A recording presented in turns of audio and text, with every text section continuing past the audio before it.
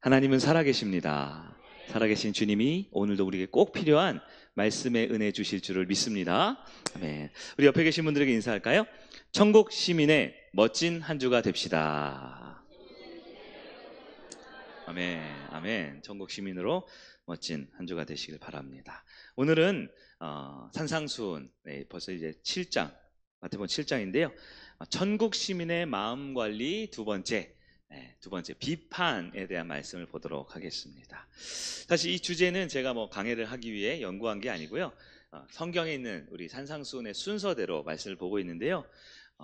오늘 우리에게 꼭 필요한 말씀을 주실 줄을 믿습니다.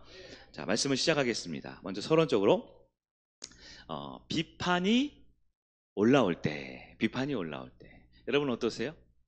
내 삶 가운데 비판하고 싶은 마음이 좀 쓴소리를 하고 남을 좀 탓하고 뭔가 잘못됐어 라고 지적하고 싶은 마음이 끌어오를 때가 있으셨나요? 별로 없으셨나요? 네. 산상수훈의 이 뒷부분 7장부터 오늘 본문은요, 일상생활에서 우리가 자주 만나는 상황들에 대한 이야기입니다.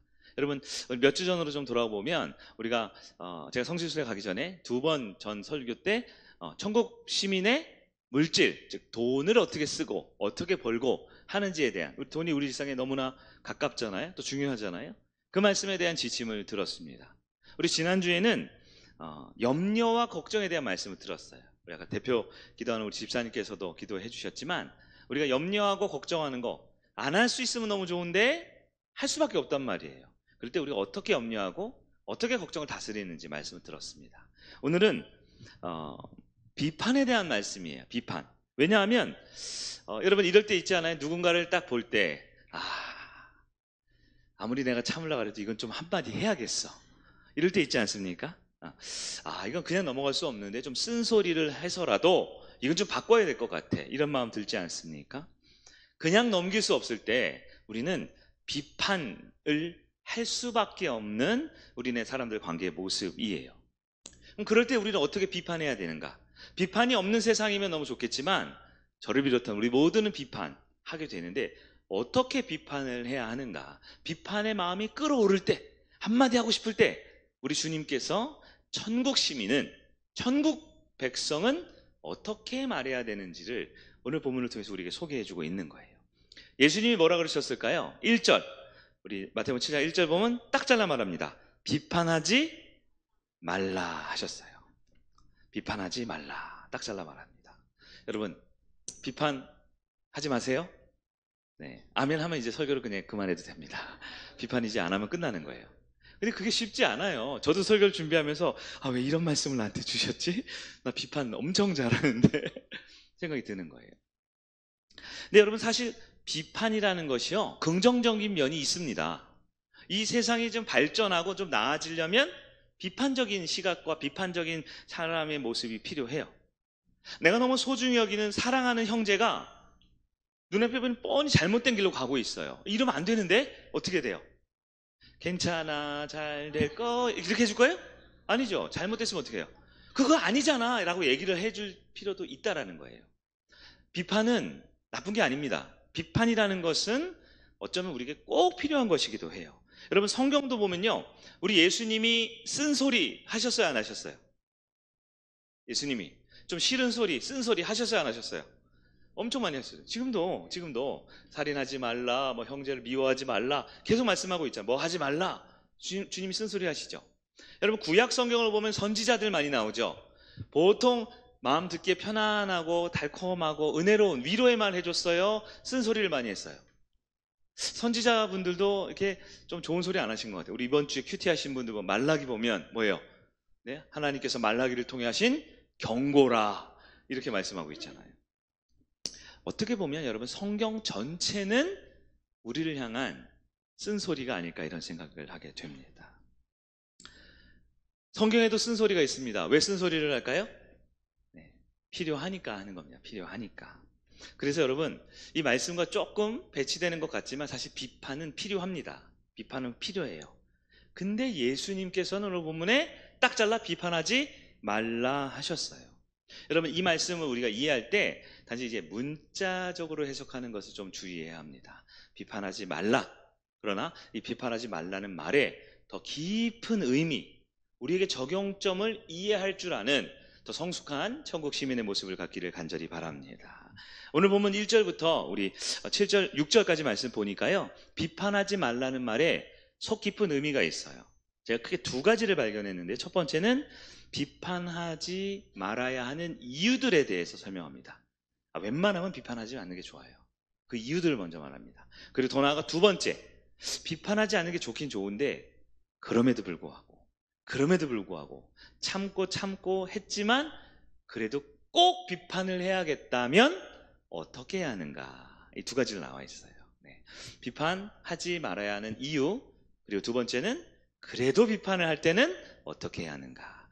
어떻게 우리 일상에 좀 도움이 되시겠습니까? 네, 비판과 비판 이후의 모습을 한번 살펴보기로 합니다. 자, 첫 번째, 자, 주님이 비판하라고 하셨어요? 하지 말라고 하셨어요? 하지 말라고 하셨죠. 그 이유가 있습니다. 본문에 쭉 설명되어 있는데요, 크게 세 가지를 볼 수 있어요. 첫째, 나의 판단이 틀릴 때가 많기 때문에 비판하지 말라는 거예요. 여러분, 비판은 나쁜 게 아니라 그랬어요. 꼭 필요할 수 있습니다. 근데 비판을 하려면 객관적인 사실에 근거해서 비판을 해야 됩니다. 그리고 아주 정확하게 상황을 판단해서 비판을 해야 돼요. 다시요. 객관적 사실과 정확한 판단으로 비판을 해야 그 비판이 좋아요. 그런데 생각보다 나는 그렇게 객관적이지 않아요. 내 판단이 사실 그렇게 정확하지 않을 때가 많다라는 거예요. 제가 이 말씀을 준비하면서 저의 모습을 보니까 저도 정말 오류투성이더라고요. 인지심리학자들이 말해요. 사람들에게는 인지적 오류라는 아주 심리학적, 아주 중요한 오류가 있는데요, 그냥 우리 일상생활하면서 나는 늘 맞아, 나는 내가 가는 길이 옳아, 이게 바른 판단이야 하는 그 수많은 나의 생각과 가치관 중에 너무 많은 실수 오류가 있다라는 거예요. 예를 들어 임의적 추론, 선택적 추상화. 이거 너무 복잡하네요. 하여튼 막 그런 거죠. 나는 옳다고 생각했는데 시간이 지나 보니까 그게 아니더라 라는 게 있다라는 거예요.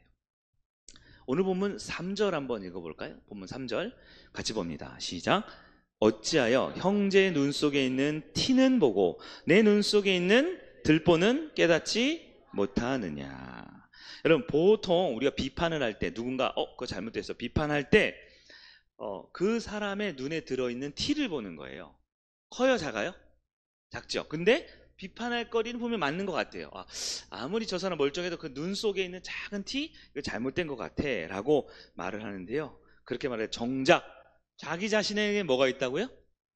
들보가 뭐냐면 이 대들보, 이 건물 지을 때 우리 보이지 않지만 이 큰 기둥 같은 거 있죠, 이 중간에 건물 지붕 무너지지 말라고 한 큰, 여러분, 우리 눈 속에 이만한 대들보가 들어있을 수 있나요? 아니죠. 네, 이건 일종의 과장법이라고 하는 건데요, 근데 예수님이 과장법을 하신 이유가 있어요. 왜냐하면 그토록 우리의 삶에, 우리의 생각과 판단에 뭐가 많아요? 실수, 틀린 것, 오류가 너무너무 많은 거예요. 근데 가장 큰 잘못은 내가 실수하고 잘못된 것도 모른 채 넘어가는 거죠. 우리 은혜의 삶 할 때 있잖아요. 네, 우리 어떤 잘못이 있을 때 내가 알고 상대방이 알아요. 나도 알고 상대방도 둘 다 알아요. 이건 뭐예요? 이건 사실이죠. 객관적 팩트죠. 네, 내가 잘못했어요? 상대방도 알아요. 그 사실이죠. 근데 이런 경우가 있어요. 나는 아는데 상대방이 몰라요. 내가 잘못한 거 몰라요. 그걸 뭐예요? 이걸 비밀이라고 한다 그랬어요. 나도 모르고 상대방도 몰라요. 이거 뭐예요? 그냥 넘어가는 거예요. 그냥 다 모르니까요. 근데 중요하죠. 네 번째, 나는 모르는데 상대방이 정확하게 알고 있어요. 그걸 뭐라 그러죠? 이걸 맹점이라 그런다 그러죠.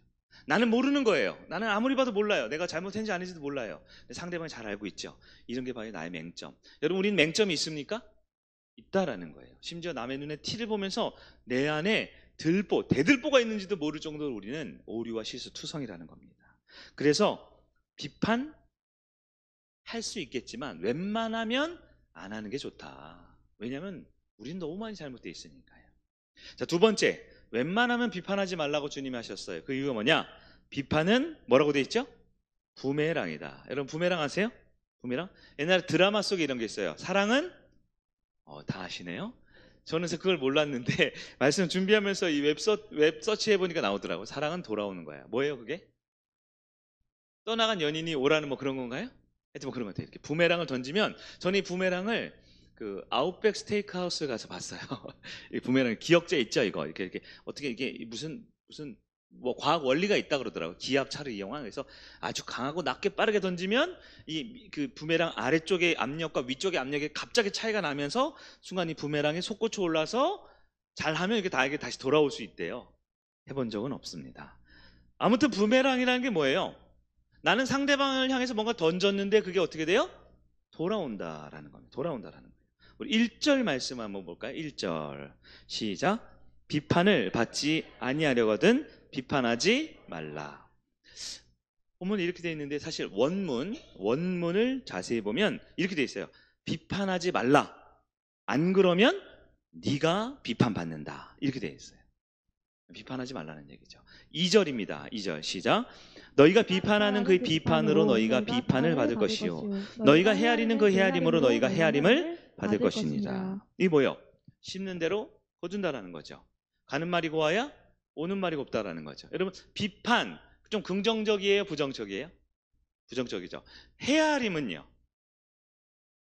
네, 이게 긍정적인 거예요. 누군가를 이해해 준다라는 거예요. 누군가를 잘 헤아려서 그 사람의 마음을 잘 돌아봐 준다가 헤아리는 거예요. 여러분, 누군가에게 비판받고 싶으세요? 이해와 존중을 받고 싶으세요?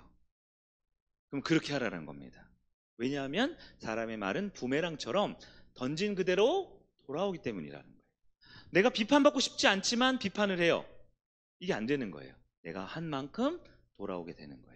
반대로 내가 누군가를 이해하고 헤아리고 위해주면 그대로 존중을 받게 된다라는 것이지요.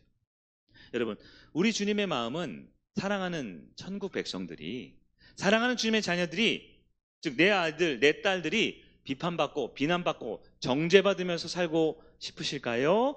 이해받고 존중받고 사랑받으며 살게 해주고 싶으실까요? 네, 후자겠죠. 그래서 주님이 말씀합니다. 할 수 있으면 비판해라 하지 말아라? 하지 말라라는 거예요. 언젠가 우리도 그대로 돌아오니까요. 세 번째, 비판은 돼지목의 진주 목걸이이다. 여러분, 이런 속담 있나요? 돼지목의 진주 목걸이? 이게 무슨 뜻인지 이 속담에도 있는데 성경에 있는 말씀을 이해하기가 조금 어렵다는 분들이 있어서 제가 쉽게 설명을 드리려고요. 여러분, 6절 상반절을 한번 볼까요? 6절 상반절 시작. 거룩한 것을 개에게 주지 말며 너희 진주를 돼지 앞에. 아멘. 거기까지요. 여러분, 굉장히 좀 강한 표현입니다. 강한 표현. 여기 성경에 보면 이 돼지나 개는 조금 부정적인 동물을 상징합니다. 부정적인 동물을 상징해요. 근데 거룩한 것, 진주는 좋은 거예요, 나쁜 거예요?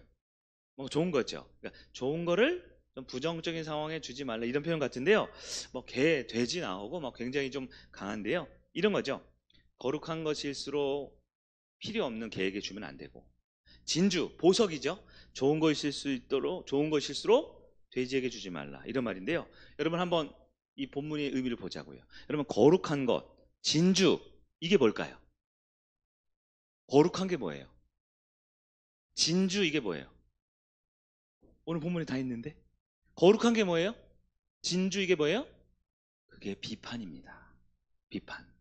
여러분, 비판은 좋은 거예요? 안 좋은 거예요? 원래 비판이라는 말의 열매가 우리를 안 좋게 만들어서 그런지요, 비판은 심지어 거룩하기도 해요. 비판이라는 것 자체가 보석처럼 귀한 것이기도 합니다. 이해되세요? 누군가에게 꼭 필요한 말이잖아요. 누군가의 쓴소리를 해주는 게 이게 그 사람이 정말 필요한 걸 수 있죠. 심지어 얼마나 이 비판의 내용이 좋냐면 거룩하기까지 하고요, 진주 보석같이 귀하다는 거예요. 근데 중요한 건 그 뒤에 나오죠. 이 진주 보석 같고 이 거룩하기까지 한 비판을 누구에게 주지 말라고요? 개와 돼지. 여러분, 그럼 개와 돼지는 누굴까요? 개와 돼지 누굴까요? 네. 조금 부드럽게 제가 해석을 하면 개와 돼지는 받을 준비가 안 된 사람을 말합니다. 받을 준비가 안 된 사람. 아무리 좋은 것도 받아들일 준비가 안 된 사람에겐 쓸모가 있다 없다? 없겠죠. 지금 그 얘기를 하는 겁니다. 안 된 사람에게. 여러분, 개가 있어요. 개. 그리고 돼지가 있어요. 개하고 돼지는 진주를 좋아해요? 개하고 돼지는 뭘 좋아할까요? 네? 먹을 걸 좋아합니다. 개하고 돼지가 있으면 먹을 걸 줘야 돼요. 근데 개하고 돼지 앞에 진주를 확 던져보세요. 그럼 어떻게 될까요? 뭐야? 하면서 확 달려들지 몰라요. 멧돼지나 이 무서운 개가 날 공격하는 줄 확 달려들지도 모르죠. 알고 보니까 이게 먹을 거 있는 사료보다 이 진주가 몇백 배 더 비싸고 좋은 건데, 개와 돼지는 그것을 받아들일 준비가 안 된 사람을 말한다라는 거예요. 그러면 실제로 봅시다. 개와 돼지, 즉 준비 안 된 사람은 누굽니까? 준비 안 된 사람이 누구예요? 어떤 나쁘고 고약한 사람인가요? 준비 안 된 사람이 바로 나입니다. 나. 우리 모두가 준비 안 된 사람이에요. 무슨 얘기냐? 여러분 보세요. 누군가 내가 너무 힘들고 어려워요. 힘들고 어려울 때 나를 위로해 줍니다. 그럼 그 말이 들려요, 안 들려요? 위로? 들릴 수도 있겠죠. 나를 위로해 주니까. 나를 격려해 줍니다. 나를 걱정해 줘요. 들려요, 안 들려요? 여러분 지금 긴가민가 하시는 이유가 그거예요. 들리죠? 들리는데 안 들릴 때도 있죠. 내가 너무 힘들고 너무 고통스러우면 위로와 격려도 안 들릴 때도 있잖아요. 그렇죠? 근데 하물며 그렇게 힘들고 어려운데 비판을 줘보십시오. 들려요, 안 들려요? 지금 내가 어떤 마음이에요? 준비가 안 된 사람이에요. 여기서 개와 돼지는 굉장히 부정적으로 말하지만 사실 뭘 말하냐면, 이 진주와 보석까지 너무 좋은 말도, 너무 좋은 비판의 좋은 알맹이 같은 내용도 내가 준비가 안 돼 있으면 어떻게 돼요? 개와 돼지에게 엉뚱한 거 돌려주는 상황이 된다라는 걸 말하고 있는 겁니다. 우리 지난주에 우리 염려에 대해서 말씀 들을 때 염려의 무익함에 대한 이야기를 들었어요. 기억나시죠? 염려가 쓸데 있다 없다? 근데 쓸데 있는 염려도 있다 그랬어요. 몇 %? 이런 걸 기억을 잘 하시네요. 숫자에 강한. 나머지 96%는 어떻게 돼요? 쓸데없는 거죠. 그러니까 꼭 필요한 염려하기 위해서 대부분의 쓸모없는 염려를 안 할 줄 알아야 되잖아요. 비판도 그렇다는 겁니다. 비판 중에 꼭 필요한 비판도 있다. 중요한 비판도 있다. 심지어 어느 정도? 보석만큼, 진주만큼, 거룩할 만큼, 이런 거죠. 어떤 분이 이렇게 있어요. 그분에게 이렇게 말합니다. 형제님, 우리 함께 기도합시다. 거룩하죠? 그렇다고 해주세요. 형제님, 말씀을 읽읍시다. 보석같이요, 말씀이. 근데 이 사람이 어떻게 되냐면 밤새 술 마시고 고통 가운데 나 중리산이 괴로워하고 있는데 그분한테 기도합시다. 너나 기도해 임마, 이러지 않겠어요? 기도라는 아주 좋은 내용도, 우리 함께 서로 용서하자라는 좋은 말도, 하나님이 당신을 사랑하시고 당신의 놀라운 계획을 가지고 있어요 라는 말도, 지금 먹고 사는데 힘들고 지금 막 그냥 인생 끝내버리고 싶은 괴로운 상태에 있는 사람에겐 들어가요, 안 들어가요? 안 들어간다라는 거죠. 그래서 설령 그 비판이 너무 귀하고 좋은 거를 할지라도 안 들어갈 때가 더 많아요. 심지어 위로와 격려도 안 들어오는데, 지금은 소위 말해 눈에 뵈는 게 없는데 아무리 좋은 거 준다 해도 소용이 없다라는 거예요. 이 주님 말씀이 뭐예요? 웬만하면 비판해라, 하지 마라? 하지 마라. 왜? 아무리 좋은 것도 받아들일 준비 안 된 사람에게는 독이 되기 때문이다라는 겁니다. 자, 주님이 비판하지 말라고 한 이유 3가지를 살펴봤어요. 어때요? 비판하는 게 좋겠어요? 안 하는 게 좋겠어요? 비판 안 하는 게 좋습니다. 네, 안 하면 설교 끝. 네, 근데 제가 끝나지가 않아요. 왜냐하면 그럼에도 불구하고 이건 못 참겠다. 이 말은 꼭 내가 해줘야 될 것 같아. 이거는 그냥 넘어가면 이건 진짜 안 될 것 같아. 이건 진짜 꼭 이건 한마디 해줘야 돼. 쓴소리 해야 돼. 할 때가 있어요, 없어요? 있다라는 거죠. 그럴 때 그럼 어떻게 되느냐? 그게 오늘 보면 이제 돼지 2번째입니다. 그래도 비판이 이 마음 깊은 곳에 끌어올라올 때가 있잖아요. 이건 해야 돼. 이럴 때. 그럴 때 어떻게 되느냐? 또 한 3가지 한번 살펴볼게요. 이거는 못 참겠다. 꼭 해야 되겠다. 그럴 때 첫 번째 어떻게 되면 그 사람의 자리에 서 봐야 한다. 우리 주님 말씀하신 거예요. 이거를 우리 한자로 보면 역지사지라는 말 아시죠? 입장 바꿔 생각해봐. 근데 생각만 하면 안 되고요. 입장을 바꿔서 그 자리에 서 있어 보라는 거예요. 어떤 분을 볼 때 이런 생각 들어요. 저 사람 왜 저렇게 말하지? 저 사람 도대체 왜 저러지? 왜 저런 행동을 하지? 그럼 마음속에 뭐가 끌어올라요? 굉장히 공감을 많이 하시네, 오늘 표정으로. 막 비판하고 싶은가 봐요. 막 오르죠? 그럴 때 어떻게 해요?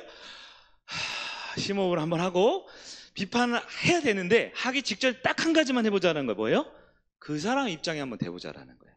그 사람의 위치에 서보고 그 사람의 직분에 가보고 그 사람의 입장이 돼보고 생각을 해보고 상을 해보라는 거예요. 우리 5절 말씀을 볼까요? 5절 시작. 외식하는 자여 먼저 내 눈 속의 들보를 빼어라. 그 후에야 밝히 보고 형제의 눈 속에서 티를 빼리라. 아멘. 여기 보면 밝히 보라는 말씀이 있죠. 사람들은 밝히 뭐예요? 잘 분별해서 보는 건데요, 잘 분별을 못합니다. 왜요? 그 사람의 입장을 다 이해하지 못하기 때문에.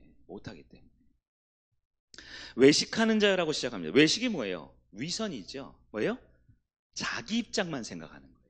아주 고상한 말을 하고요, 아주 거룩한 말을 하고요, 아주 괜찮은 척하지만 상대방이 정말 그럴 수밖에 없는 어렵고 힘든 상황이 되어보지 않은, 즉 자기밖에 모르는 사람을 예수님은 외식하는 자, 즉 위선자라고 말하고 있다라는. 여러분, 상대방의 입장에 서보면 놀랍게도, 우리가 그게 쉽지 않은데 놀랍게도 이해가 될 때가 참 많아요. 제가 보면 여러분, 전 국민적으로 요즘 상대방의 입장에 대해서 이해를 제일 잘하기로 유명한 분이 있습니다. 상대방의 입장에 대해 이해하기 아주 유명한 분이 있어요. 누구죠? 네? 김현우 목사님이요? 웃어주셔서 감사합니다. 네, 제가 그걸 잘 못해요. 여러분, 지금 대답 나왔어요. 오은영 선생님이라는 분 있죠? 이게 둥둥하고 수박 하루에 반 통씩 드신다는 분, 왜 살찌는지 모르겠다 그러더라는 분. 네. 그분이 그걸 잘하더라고요. 뭐죠? 금쪽 같은 뭐 그런 거 있죠? 드라마. 사실 저는 그걸 본 적은 없는데 이렇게 서치하면서 봤어요. 그 엄마들이 와 상담을 합니다. 아니, 우리 애가 도대체 왜 그런지 모르겠어요. 4배로 나오는데 왜 이렇게 이해가 안 되는지. 그러면서 이 카메라 같은 거 있죠? 그런 걸로 집에 CCTV 같은 거 촬영하잖아요. 쫙 보여줍니다. 그럼 엄마가 너 도대체 왜 그래? 엄마도 좀 살자. 좀 제발 그러지 마. 막 그러잖아요. 근데 그 오은영 선생님이 하는 말이 있죠. 네, 그 아이의 마음속으로 한번 들어가 보세요. 이 아이가 왜 그러냐 한번 생각해 보세요. 이런 거 하죠.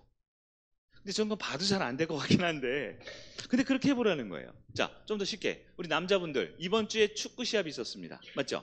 싱가포르이라는 국가랑 했어요. 이겼어요, 졌어요? 아, 잘하시네요. 7대 0으로 이겼대요. 7대 0.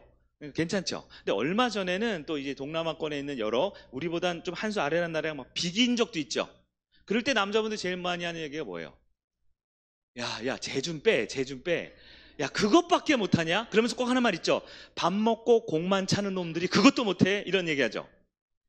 그런 얘기하죠. 저도 그 중에 한 명이었어요. 지난달에 우리 박준원 집사님하고 공을 차러 딱 갔는데 제 마음과 제 몸이 같아야 달라요?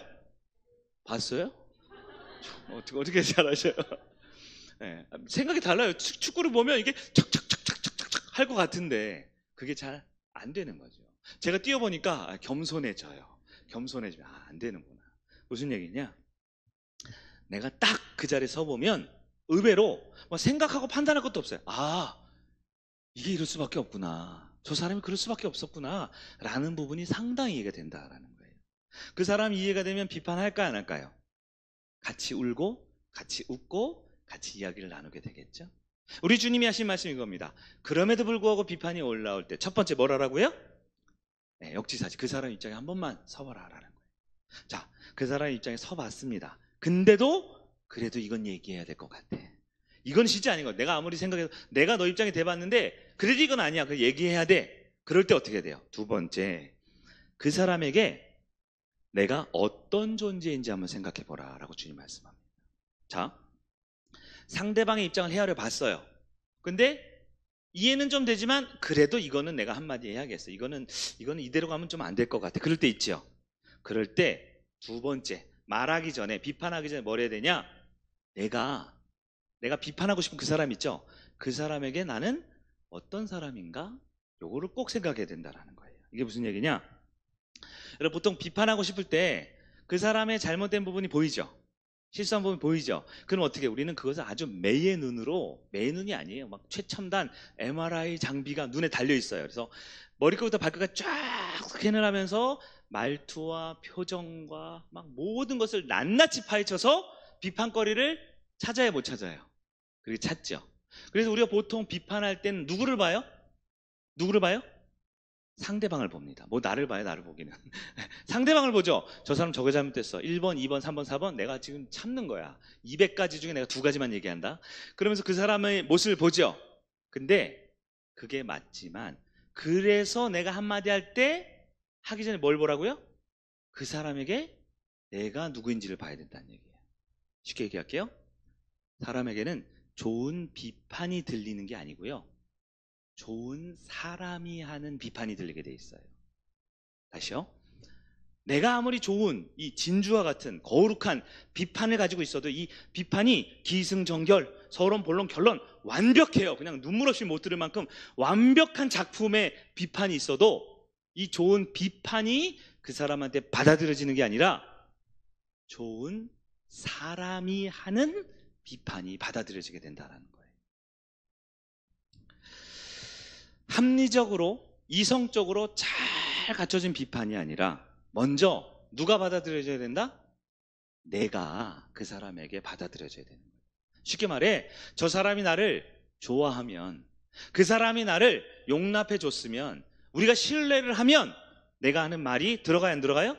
들어가는데요, 아무리 내가 좋은 말을 가지고 있고 내가 아무리 탁월한 언변이 있어도 그 사람에게 내가 인정되지 않으면, 내가 그 사람 속에 들어가 있지 못하면 비판이 들어간다, 안 들어간다? 안 들어간다라는 거예요. 여러분, 그럴 때 있지 않아요? 어떤 사람이 좋은 말을 합니다. 좋은 말인데 어떤 특정한 사람인데 왠지 저 사람이 말하면 막 좀 찝찝해요. 저 사람이 얘기하면 뭔가 좀 마음에 거북함이 막 생겨요. 네? 다 좋은 얘기인데 그 사람이 말만 하면 마음이 확 닫혀버리고 그냥 안 듣고 싶어, 안 듣고 싶어. 그럴 때 있어요? 그럴 때 있어요? 바로 그겁니다. 아무리 좋은 말도 그 사람이 미우면, 그 사람이랑 마음이 통하지 않으면 들린다, 안 들린다? 안 들린다라는. 근데 때로 이런 경우도 있어요. 그 말이 좀 내가 듣기에 좀 거북해요. 이 말을 좀 들으면 좀 힘들어요. 조금 마음이 조금 불편해요. 근데 내가 좋아하는 사람이에요. 내가 신뢰하는 사람이에요. 내가 믿고 따르는 사람이에요. 그럼 어떻게 돼요? 아멘이 나오는 겁니다. 그렇지, 그래, 나 잘 되라고 하는 말이지. 좀 듣기 싫은데 마음이 좋지 않은데 그래서 저분이 하는 말이니까 좀 들어보자. 이렇게 된다라는 거죠. 여러분, 비판이라는 것이 나쁜 게 아닙니다. 비판하는 사람이 중요하다라는 거예요. 여러분, 그러면 우리는 어떻게 될까요? 비판을 꼭 해야겠어요. 아무리 그 사람 입장이 돼서도 이건 한마디 해야겠어. 그럴 때 어떻게 될까요?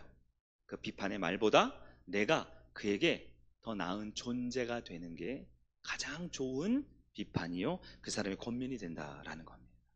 여러분, 주변에 혹시 그런 분 있어요? 나 저분을 좀 가까워지고 싶어. 나 저분이랑 좀 친해지고 싶어. 저분이 하는 말은 다 맞는 것 같아. 저분이 하는 말을 들으면 나도 그런 사람이 되고 싶어. 나 좀 부족한데 저분에게 내 이런 모습 보여주고 싶지 않아. 나 좀 나은 사람이 되고 싶어 하는 그런 인물이 있습니까? 멘토라든가 여러분 주변에 좋은 사람이 있어요? 여러분, 그 사람에게 뭐예요?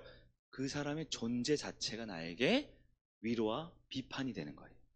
그 사람의 존재, 그 사람의 모습이 그냥 보기만 해도 내 옷매무새를 다시 가다듬게 되고, 내 말을 조심하게 되고, 내 행동을 조심하게 되고, 비판을 듣지 않아도 그분만 보면 내가 좀 더 나아지게 만드는 사람, 그게 더 나은 비판의 모습이다라는 겁니다. 마지막 세 번째, 역지사지했어요.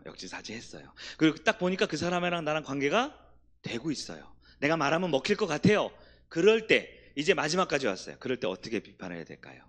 마지막 세 번째는 바로 사랑을 가득 담아서 말해야 된다라는 거예요. 가득 담아서. 여러분, 이제 드디어 이제 거의 마지막에 왔습니다. 이제 비판의 시간이 찾아왔어요.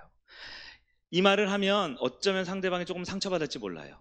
어쩌면 이 사람이 좀 불편해질지 몰라요. 근데 그럼에도 불구하고 이거는 안 할 수 없는 비판, 이건 안 할 수 없는 권면, 이건 꼭 해야 되는 말이 있죠.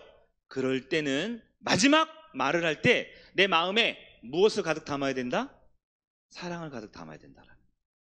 만약에 내가 사랑을 가득 담지 않고 말을 하면 아무리 좋은 내용도 독이 될 수 있다는 거예요. 여러분 잘 아시는 고린도전서 13장, 무슨 장이죠? 사랑장. 1절과 2절 한번 볼까요? 1절. 내가 사람의 방언과 천사의 말을 할지라도 사랑이 없으면 소리나는 구리와 울리는, 여러분, 내가 아무리 천사처럼 말을 하고요, 내가 아무리 방언, 놀라운 하나님의 언어, 하늘나라의 언어로 좋은 말을 해도 뭐가 없으면, 사랑이 없으면 무슨 소리라고요? 꽹과리 소리야. 꽹꽹꽹꽹꽹꽹꽹. 들려요, 안 들려요? 내 말도 좋은데요, 내 말하는 태도도 좋은데요, 신뢰도 있고 난 권위도 있는데요, 그 마음에 보이지 않는 무엇이 담겨 있지 않으면 사랑이 없습니다. 2절 같이 한번 볼까요? 시작. 내가 예언하는 능력이 있어 모든 비밀과 모든 지식을 알고 또 산을 옮길 만한 모든 믿음이 있을지라도 사랑이 없으면 내가 아무것도 아니에요. 내가 그 사람과의 관계가 형성이 돼 있고 그 사람에게 신뢰를 받는 사람이지만 이 말을 할 때 내 마음에 사랑이 없다면 나는 아무것도 아니다라는 거예요. 여러분, 실제 여러분 비판하는 상황을 한 가지만 생각해 보세요. 비판할 때 여러분 보통 내 마음에 비판하고 싶을 때 어떤 마음이 많아요? 사랑하는 마음이 많죠? 그죠, 웃죠? 네. 보통 비판할 때 어떻게 해요? 좀 미운 마음 들 때 있지 않아요? 미운 마음으로 들어요. 이건 아니잖아. 이거, 아유, 저 뭐 하는 거야? 한마디 확 쏘아붙이고 싶을 때 있죠? 제 얘기를 하는 것 같아서 죄송한데. 그럴 때가 많더라고요. 쏘아붙이고 싶을 때. 이건 아니잖아. 그냥 상을 뒤엎고 싶을 때 있죠? 사랑의 마음이 아닐 때가 많다라는 거예요. 그러나 천국 백성에게 주님이 말씀합니다. 비판하지 말라고요. 왜요? 사랑이 없으면 결국 그것은 꽹과리 소리밖에 안 되고요, 그것은 아무것도 아니기 때문이다라는 겁니다. 많은 경우 우리가 서로를 격려해주고 위로해주고 비판해주고 권면해준다는 이유로 다른 사람에게 뭔가를 얘기합니다. 말하는 거예요. 그냥 말하는 거예요. 근데 겉으로 아무리 포장하고요, 아무리 내가 거룩한 척해도요, 심지어 그 말의 내용과 이 있는 그 사람에 대한 진짜 보석과 같은 좋은 말을 해준다 할지라도요, 알고 보면, 지나고 보면 그냥 내 감정을 쏟아내고 만 경우도 참 많았다는 걸 보게 됩니다. 여러분, 예수님이 쓴소리를 하셨다고요, 안 하셨다고요? 하셨죠. 왜 예수님 쓴소리 하셨을까요? 방금 이 말씀입니다. 예수님은 그들을 사랑하셨기 때문에. 이스라엘 백성을 보고 눈물을 흘리셨습니다. 이스라엘 백성을 보고 사랑이 어디까지 사랑하셨어요? 자기 목숨을 내어놓기까지 사랑하셨어요. 그래서 예수님의 말씀은 비판이기도 하고 쓴소리기도 하고 내 마음을 후벼 파는 그런 아픈 말씀이기도 하지만 우리에게 생명이 되는 것입니다. 여러분, 그렇게 말씀을 전할 수 있겠습니까? 네. 오늘 설교를 한번 정리해 보도록 하겠습니다. 천국 시민은 마음 관리를 해야 됩니다. 우리 지난주에는 염려하지 말라라 그랬어요. 만약 꼭 해야 된다, 무슨 염려? 하나님 안에서 거룩한 염려를 하라 그랬습니다. 오늘은 비판하지 말라 그랬어요. 왜요? 비판 자체가 문제는 아니지만 비판은 보통 내가 실수하는 게 많아요. 오류가 많아요. 비판은 내가 하면 언젠가는 돌아와서 나를 또 힘들게 합니다. 비판은 들을 준비가 안 된 사람에게는 돼지목의 진주 목걸이처럼 아무리 좋은 거룩한 것도 그에게 독이 될 수 있기 때문에 비판을 안 하는 게 좋아요. 그럼에도 불구하고 꼭 해야 한다면 첫 번째 단계예요. 뭘 해야 됩니까? 그 사람 입장에서 한번 생각해 보잖아요. 그러면 비판이 아니라 이해가 되고 긍휼의 마음이 생길 때가 많아요. 그 사람 입장에 됐는데도 그래도 또 해야 된다면 어떻게 하라고요? 말하기 전에 그 사람과의 신뢰관계, 내가 말하지 않아도 내 모습이 그에게 은혜가 되고 내 모습이 그에게 도움이 되고 내 삶이 그에게 지침이 될 수 있도록 관계를 만들어 가라는 겁니다. 그리고 마지막, 꼭 오늘 해야 한다면, 오늘도 이제 말씀 끝나고 비판해야 한다면 무엇을 가득 담아? 사랑을 가득 담아 살라는 얘기예요. 여러분 어떠세요? 말씀을 들어보니까 혹시 비판하고 싶은 마음 들지 않아요? 목사님, 이 설교는 그렇게 하면 안 되지 않습니까? 그러나 여러분, 역지사지 그렇게 말하신 분들은 다음 주에 여기 와서 한번 설교를 해보세요. 네, 상대방 입장에 생각해보고 그에게 내가 어떤 신뢰관계가 있는지를 보고 마지막으로 사랑을 가득 담아서 그렇게 권면을 할 때 우리는 비판이 아니라 하는 사람을 살리는 생명의 대화, 관계를 맺을 수 있다는 겁니다. 우리 예수님이 그렇게 하셨어요. 우리 예수님이 자신의 피값으로 우리를 살리시면서 우리를 구원하셨고 우리에게 필요한 말씀을 해주셨고, 그래서 우리를 비판하실 수 있는 분은, 우리를 권면하고 조언할 수 있는 분은 우리 예수님밖에 없습니다.